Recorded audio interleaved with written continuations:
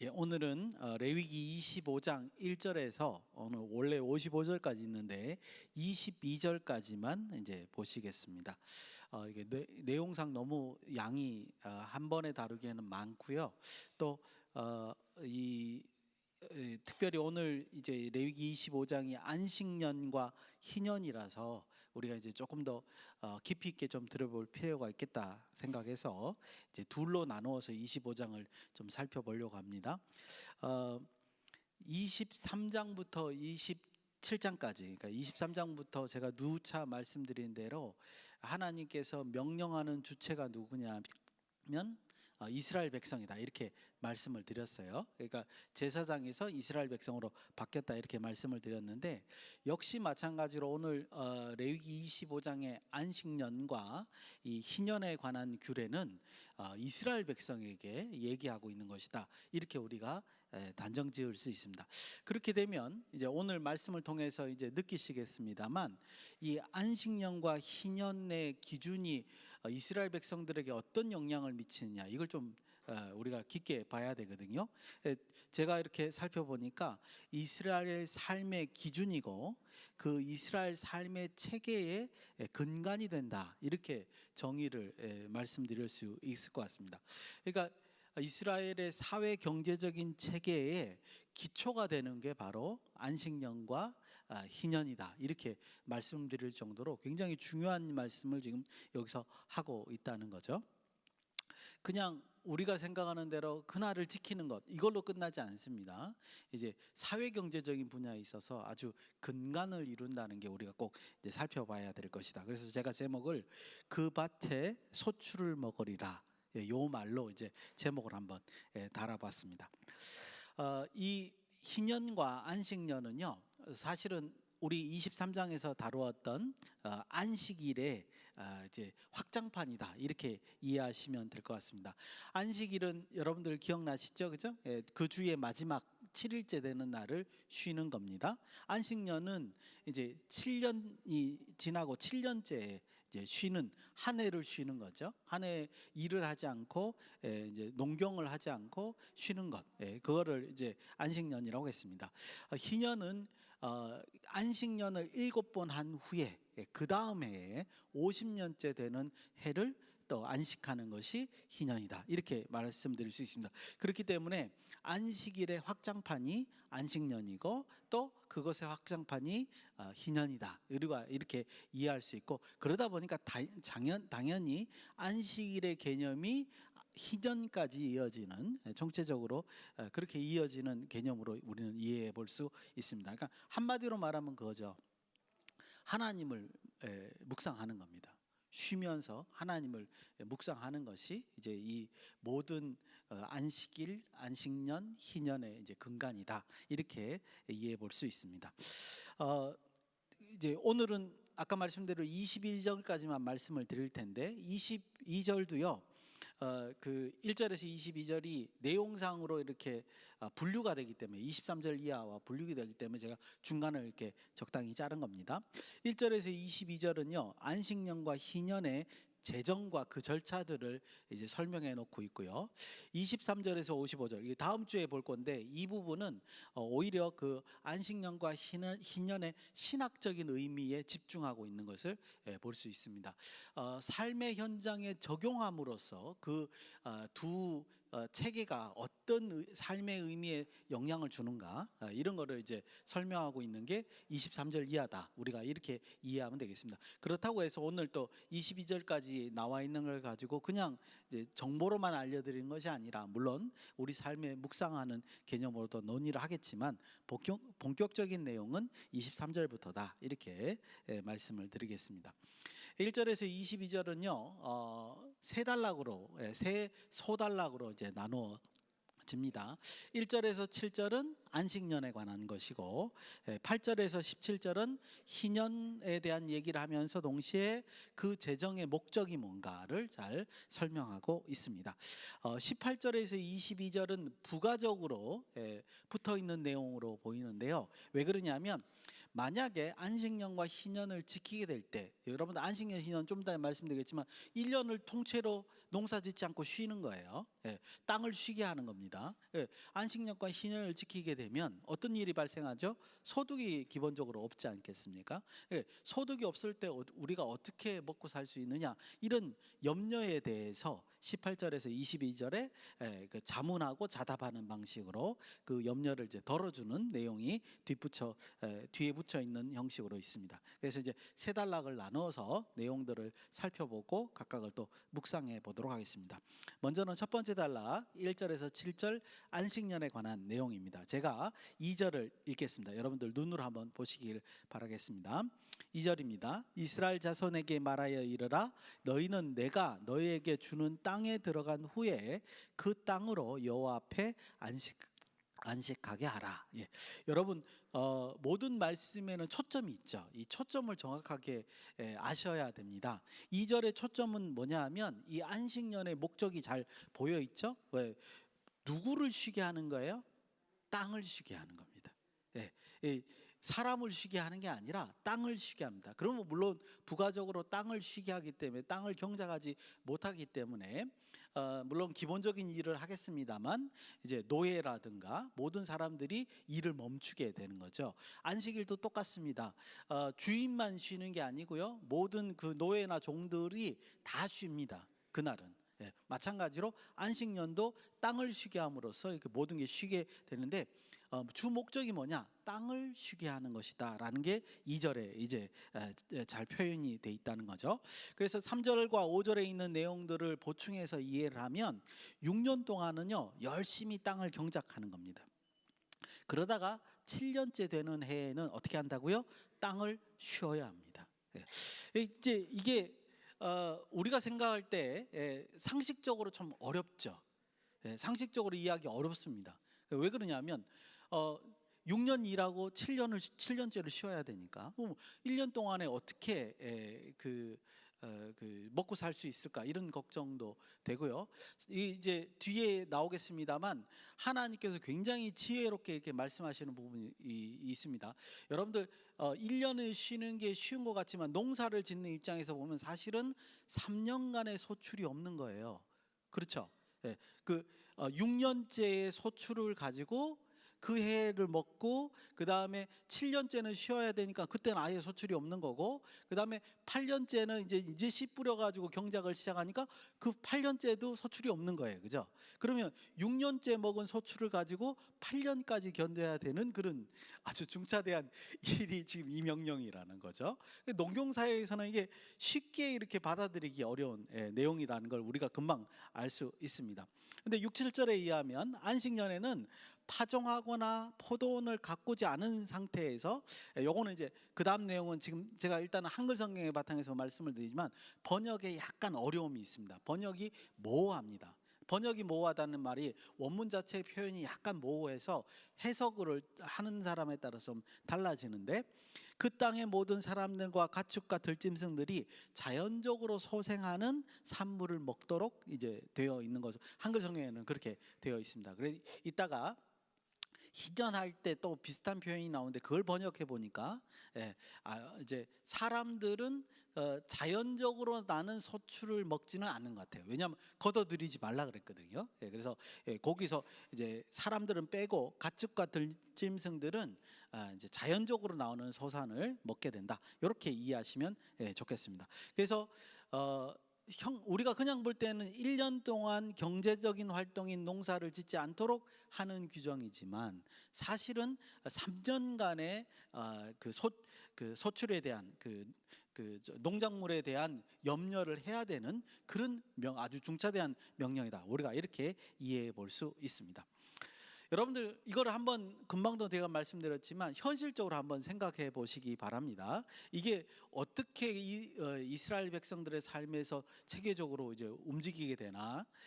어떤 사람은 예, 1년간 쉬게 되니까 이제 참 좋은 휴식과 건강을 챙길 수 있는 시간이다, 이렇게 생각할 수도 있을 겁니다. 근데 어떤 사람은 더 많은 이익을 창출하지 못해서 불만이 있을 수 있는 그런 기간일 수도 있습니다. 왜냐하면 하나님께서 명령으로 1년간 농사를 짓지 못하게 해놨으니까, 소출을 거둘 수 없게끔. 그러니까 과실수가 열려도 그걸 따면 안 되는 거예요. 그렇게 지금 명령을 하고 있으니까. 그래서 이 자체가 이스라엘 백성들의 삶에 구체적으로 어떤 영향을 주냐면요, 하나님의 명령으로, 이 안식년과 희년이라 명령으로, 그들 이스라엘의 삶을 뭐예요? 제어하는 거예요.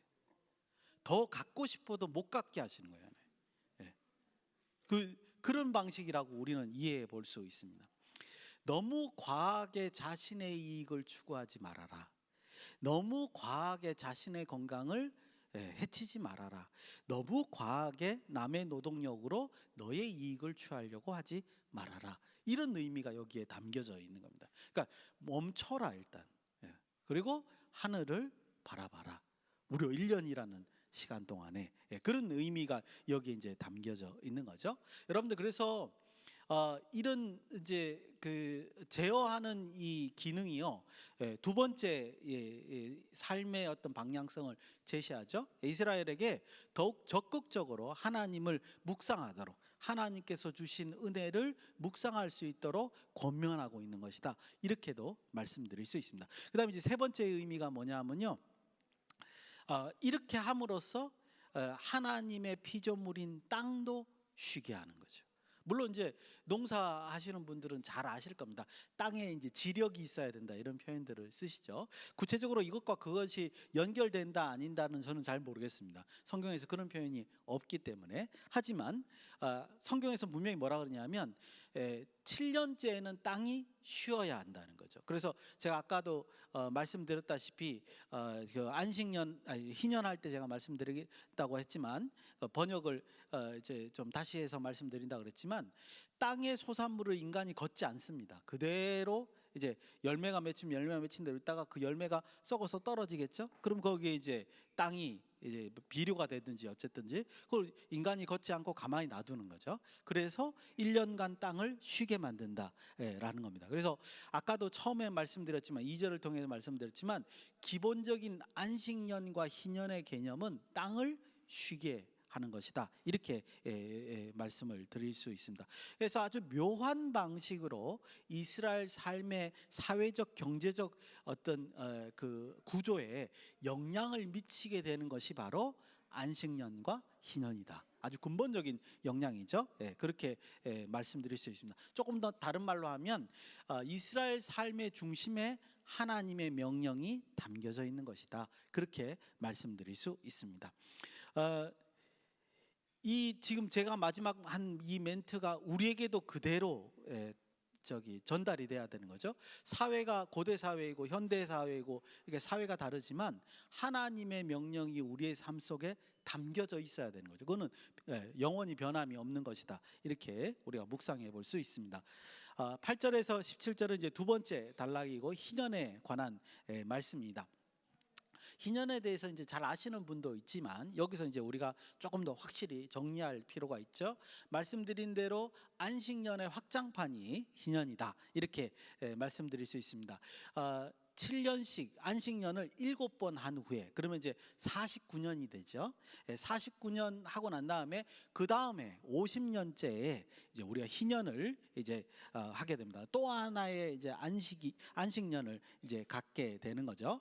그런데 이제 이 49년째 이제 7번째 안식년이니까 49년째도 쉬고, 그 다음에 50년째는 희년이니까 50년째도 쉬면 2년 연속으로 쉬게 되는 거죠. 그죠? 그럼 무려 4년 동안의 소출을 걱정을 해야 되는, 그러니까 48년째는 4년 동안의 소출을 걱정해야 되는 그런 문제가 이제 생기게 됩니다. 그래서 학자들이요, 이 50년째 안식에 대해서 약간 부정적인 생각을 가지고 있었습니다. 그래서 여러분들 혹시 책을 보다가 이상한데 이렇게 생각하실까봐 한번 정리해 드리겠습니다. 그 근거는, 학자들이 이렇게 생각하는 근거는 뭐냐면요, 유대인들이 50년째 안식일을 카운팅하는 그거를 이제 그 자기네들의 삶 속에서 고려하지 않는 습관이 발견됐다는 거예요. 요세푸스라고 하는 이제 헬라 시대의 역사가가 있는데, 그의 유대 고대사라는 책에 보면 안식년을 계수할 때, 여러분들 보십시오. 7년씩 하면은 49년이면 안식년이고, 그 다음에 50년이 또 안식년이니까 그다음 50년 다음에 이제 또 카운팅을 해야 되는데, 이 희년을 고려하지 않는다는 거예요, 유대인들이. 그래서 그런 걸 보면서 안식년이 49년과 50년이 합쳐진 것이 아니냐, 이제 그렇게 학자들이 생각했다는 거예요. 이게 첫 번째 근거이고, 두 번째 근거는 이제 굉장히 상식적이면서 성경에 있는 내용들을 좀 고려를 한 겁니다. 49년과 50년 두 번을 연속해서 안식년 하는 건 무리가 있지 않느냐, 이런 상식적인 얘기와 함께 우리 오늘도 이제 25장 22절에 보면 너희가 여덟째 해는 파종하려니와 라는 말이 있죠. 그러니까 7년 안식년 하고 7년째 안식년하고 여덟 번째 해는 이제 씨를 뿌리는, 그렇게 명령이 되어 있는데, 그러면 이 말과 50년째 안식하는 거는 상충되지 않느냐, 그런 얘기들을 이제 학자들이 그 얘기를 하면서 49년째에 안식을 하는 것을 희년으로 말하는 게 아니냐, 이런 이의를 제기하고 있습니다. 물론 이제 이게 확정적이지 않고 이런 얘기들을 하고 있다는 거죠. 근데 이제 우리가 생각할 때, 그리고 제가 봐도 너무 명백하게 10절에 보면 50년째 해에 거룩하게 하여라고 명백하게 말씀하고 있기 때문에 굳이 두 번의 안식력을 갖는다고 해서 그게 크게 문제될 것 같지는 않다, 이렇게 생각이 됩니다. 혹시 책에서 희년에 대한 그런 얘기를 읽으신다 할지라도 이 우리 이제 보시다시피 본문에 너무 분명하니까 이제 49년째 안식하고 50년째 안식하고 이렇게 두 번 연속으로 안식하는 것이 아닌가, 이렇게 이해하는 게 좋을 것 같습니다. 또 다른 이 안식 희년에 대해서 다른 얘기를 좀 말씀드리고 싶은데요.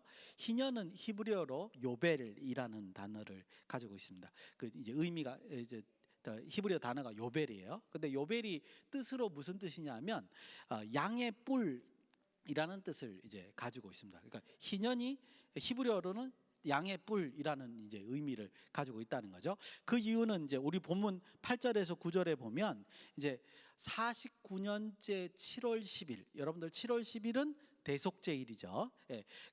49년째 안식하는 해 7월 10일 날 뿔나팔을 불게 돼요. 보통 이제 뿔나팔이 이제 양의 뿔을 가지고 이제 나팔을 만들게 되는데, 뿔나팔을 불려서 이제 희년이 시작됨을 알리는 겁니다.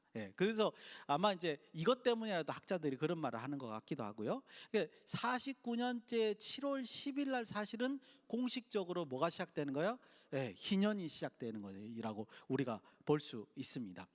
왜 7월 10일 날 희년이 시작될까 한번 생각을 해보니까 7월 15일이 장막절이거든요. 초막절이거든요. 그러니까 장막절, 초막절, 그 장막절, 초막절은 우리나라의 추석과 같은 겁니다. 한 해 농사를 마치고 그 다음에 곡식을 저장하고 이제 과즙은 내서 이제 포도주를 만들고 그런 날이 이제 장막절, 초막절인데, 한 해 농사가 끝난 거죠. 그러니까 쉽게 말해서 7월 15일. 그러니까 7월 10일쯤 하나님이 희년을 공포를 해도, 49년째 7월 10일 날 공포를 해도 그 해의 농사가 끝났기 때문에 실제적으로 그때부터 뭐가 들어가는 거죠? 안식이 또 들어가는 거죠. 그죠? 그래서 그런 의미에서 7월 10일 대속죄일 날 희년을 공포하는 것이 아닌가, 이렇게 보여집니다.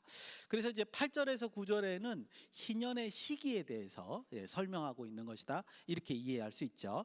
10절에서 12절은요 그 희년의 규례에 대해서, 이제 그 희년이 가지고 있는 사회적 영향 내지 어떤 의미에 대해서 조금 더 부가 설명을 하고 있습니다. 10절에 보시면 희년은 뭐라고 되어 있냐면 자유의 해다, 해방의 해다, 이렇게 설명하고 있습니다. 이게 무슨 의미냐 설명이 되어 있죠. 만약에 땅이 있다면, 땅을 매매하거나 그랬을 때 땅이 있다면 그 땅은 희년이 되는 순간 다시 원래의 주인으로 돌아갑니다. 이게 원칙이에요. 두 번째는 뭐냐면 혹시 종되었던 사람이 있다면 이제 종에서 풀려서 온전한 그 자유인으로 풀려나게 되는 시간이 바로 이 희년이다. 이렇게 이제 설명하고 있죠. 그래서 희년은 자유의 해고 해방의 해다. 이렇게 표현합니다. 그래서 제가 아까 말씀대로 사회 경제적인 이스라엘 삶의 근간이 된다는 말이 바로 이런 말입니다. 그러니까 모든 규칙이 희년에 의해서 정리가 되는 거죠. 둘째로 보면 11절에 나와 있는데 희년은 안식년과 같게 땅을 쉬게 해야 됩니다. 그러니까 안식년도 7년에 한 번씩 쉬어야 되지만 7번 지나고 난 다음에 50년째에는 땅을 또 쉬어야 되는 그런 해가 바로 이제 희년이다. 이렇게 말씀을 드릴 수 있고요. 세 번째 12절은 소출에 관해서 아까 제가 이제 번역을 다시 하겠다고 말씀드렸는데 희년에 저 안식년도 마찬가지입니다. 안식년과 희년에 저절로 난 곡식을 먹느냐 마느냐 요거를 좀 이제 좀 살펴봐야 될 것 같아요. 제가 원칙적으로 보니까 안 맞는 것 같아서 우리 한글 성경에는 뭐라고 돼 있냐면 이렇게 돼 있습니다.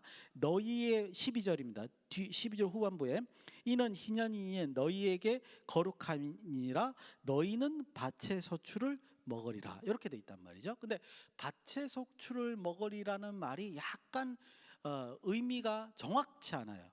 이게 무슨 말이냐면 우리가 그냥 읽으면 당연히 그냥 밭에 저절로 난 음식들을 그냥 따다가 먹게끔 하는 걸로 이해할 수 있는데 그 앞에 11절에 보면 뭐라고 되어 있냐면 파종하지 마라 스스로 난 거를 거두지 말고 가꾸지도 말아라 이렇게 돼 있단 말이죠.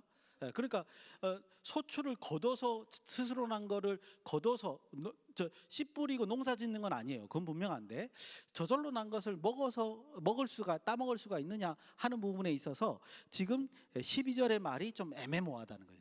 너희는 밭의 소출을 먹으리라 이런 말이 좀 애매모호합니다.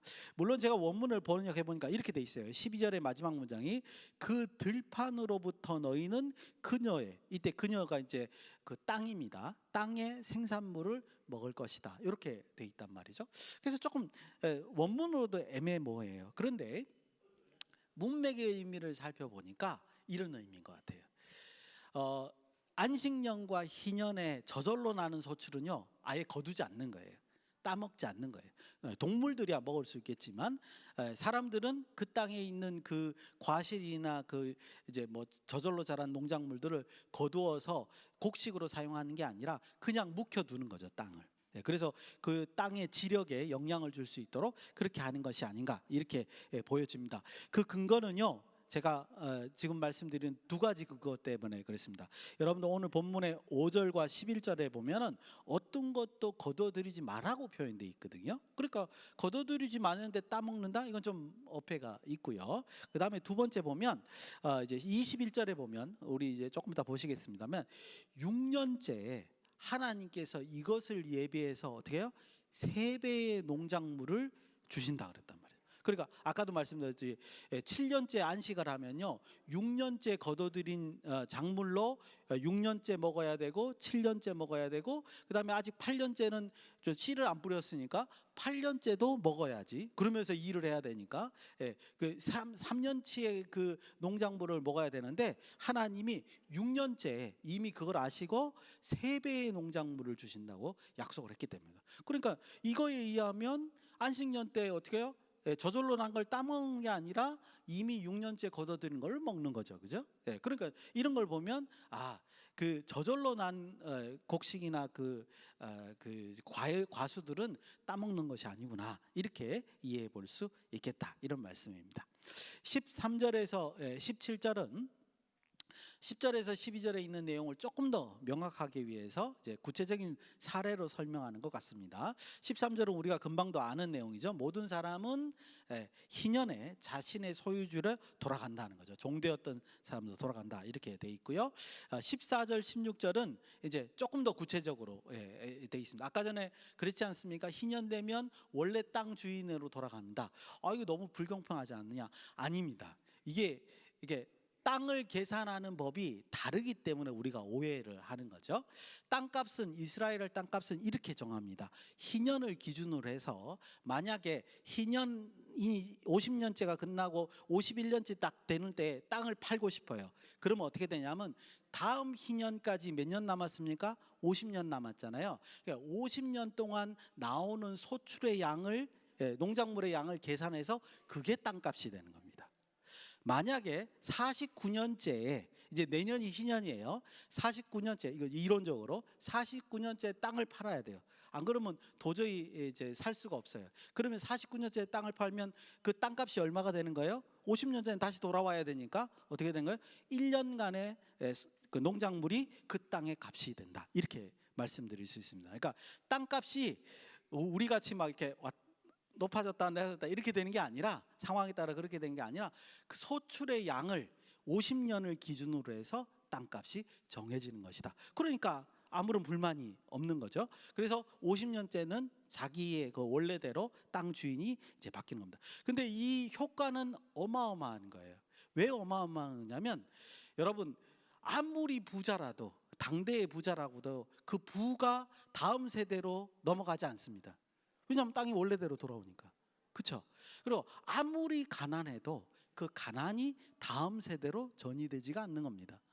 몸만 건강하면. 그렇죠? 네. 이게 이 희년이 가지고 있는 놀라운 효과다. 이렇게 말씀드릴 수 있습니다. 그리고 이제 마지막에 우리가 17절은 좀 봐야 될 텐데요. 제가 읽겠습니다. 너희 각 사람은 자기 이웃을 속이지 말고 너희 하나님을 경외하라. 나는 너희 하나님 여호와니라. 이렇게 되어 있습니다. 속이지 말고라고 이제 표현하고 있는데, 이게 이제 히브리어는 토누라는 단어를 쓰고 있습니다. 근데 이거는 그냥 속이지 말고라기보다는 조금 더 강하게 번역을 해야 됩니다. 뭐라고 하냐? 갈취하지 말고, 그 다음에 압제하지 말고, 요 뜻입니다. 그러니까 무슨 말이냐면, 아까 말씀드린 대로 땅값을 계산할 때 그렇잖아요. 이제 파는 사람은 이제 너무 형편이 안 돼서 파는 거고, 그 다음에 사는 사람은 부유하니까 살 텐데, 그때 뭐예요? 돈 있는 사람이 너 이것 좀 이렇게 헐값에 나한테 줘, 이렇게 말할 수 있잖아요. 그런 거를 갈취하고 압제한다라고 표현하는 겁니다. 그러지 말라는 거죠. 이웃에 대해서 그렇지 말고, 그 이유가 뭐냐 하면 너의 하나님을 경외하기 때문에. 그래서 하나님을 경외하는 자는 이웃에게 압제를 할 수 없다. 이렇게 지금 경고를 하고 있는 것을 볼 수 있습니다. 마지막 세 번째 단락입니다. 18절에서 22절. 아까 말씀드린 대로 혹시 안식년과 희년의 식량이 부족할까 염려하는 것에 대해서 하나님이 이제 설명하고 있는 부분이죠. 21절 제가 한번 읽어보겠습니다. 내가 명령하여 여섯째에는 내 복을 너희에게 주어 그 소출이 3년 동안 쓰기에 족하게 하리라. 이렇게 되어 있습니다. 3년치 값을 이제 농작물을 6년째에 준다, 이런 말씀인 거죠. 원문을 번역해 보면요, 더 정확하게 표현되어 있습니다. 나의 복에게 명령하여 너를 위하여 3년의 소산물을 줄 것이다. 이렇게 되어 있습니다. 그러니까 아주 명확하게 하나님이 이제 축복한다는 것이죠. 그래서 이제 이런 근심은 하지 말아라. 충분히 너희들의 안식년과 희년을 이제 지킬 수 있다, 이런 얘기입니다. 여러분들, 이거는 뭐냐면요, 굉장히 놀라운 선언이죠. 우리가 상식적으로 생각할 때 1년을 쉬어서 3년간의 어떤 소출에 대해서 얻게 된다는 것은 사실은 상식적으로는 불가능한 얘기가 되는 거 아니겠습니까? 근데 하나님 명령을 지키면 3년간 뭐요? 아무런 문제가 생기지 않는다라고 하나님이 다짐을 하신 거예요. 내가 명령하여 너희를 위해서 3년간의 소출을 주겠다 얘기를 하는 거니까요. 그래서 이제 마지막 18절과 19절을 읽고 묵상하면서 한번 마치겠습니다. 같이 읽겠습니다. 18절과 19절이 아주 중요한 내용이라서요. 18절부터 읽겠습니다. 시작. 너희는 내 규례를 행하며 내 법도를 지켜 행하라. 그리하면 너희가 그 땅에서 안전히 거주할 것이라. 땅은 그것의 열매를 내리니 너희가 배불리 먹고 거기 안전하게 거주하리라. 아멘. 여러분들 이 말씀을 어떻게 이해하는지 모르겠어요. 근데 곰곰이 이 말씀을 이해를 하면, 우리가 이제 성도다 보니까 이 말씀을 너무 자연스럽게 받아들이는데, 상식적으로 이해하면 이게 사실은 굉장히 이상한 표현이죠. 왜냐하면 내가 하나님의 명령을 지키는데 안전이 보장되고요, 그 다음에 소득이 풍성해서 풍성히 그 땅에 그 소득을 누리면서 살 수 있다, 이런 거예요. 하나님을 경외하는데 내 이 땅의 안전과 소산물을 풍성히 거두게 된다, 이런 말인 거거든요. 그래서 우리가 뭐 믿는 사람들이니까 이게 쉽게 받아들이지만, 믿지 않는 사람들 입장에서는 말도 안 되는 얘기를 지금 여기다 적어 놓은 것이다, 이렇게 말씀드릴 수 있습니다. 그런데 이거 믿는 사람들 입장에서 다시 한번 생각해 보면 이건 굉장한 진술인 거죠. 희년과 안식년을 명령한 대로 지키기만 하면 하나님께서 그 땅에서 평안히 거하며 풍부히 지낼 수 있도록 해주겠다는 얘기잖아요. 그렇죠? 근데 더 재밌는 거는 그러면서 뭐예요? 안식년도 쉬고 7년에 한 번씩 아무 일 안 하고 쉬고 50년에 한 번씩 아무 일도 안 하고 쉬면 오히려 풍성해진대요. 그러니까 이게 기적이죠. 여러분들, 그래서 이렇게 이해해 볼 수 있습니다. 하나님의 명령을 지킬 때 기적을 경험하는 겁니다. 우리가 요행으로, 행제로 기적을 경험하는 게 아니고요, 하나님 명령대로 따라갈 때 기적을 경험하는 것이고, 이런 방식으로 우리의 삶에서 기적을 드러내야 그게 하나님께서 우리에게 원하는 삶의 방식이다, 이렇게 말씀드릴 수 있습니다. 가만히 있는다고 해서 하나님이 우리에게 축복하시는 게 아니에요. 하나님이 이렇게 말씀하세요. 내가 명령한 대로 너희가 살아서 이 땅에서 기적을 다른 사람들에게 보여라. 그게 너희들에게 요구하는 너희들의 삶의 모습이다. 하나님이 이렇게 우리에게 말씀하신 거라는 거예요. 여러분들, 그래서 이런 안식년과 희년의 규정은요, 이스라엘의 믿음의 정도를 하나님 앞과 세상 앞에 드러내는 도구인 거예요. 하나님의 명령이 도구인 거예요. 기적을 만들어내는 도구다, 이렇게 말씀드릴 수 있습니다. 여러분들, 그래서 성도의 삶도 마찬가지입니다.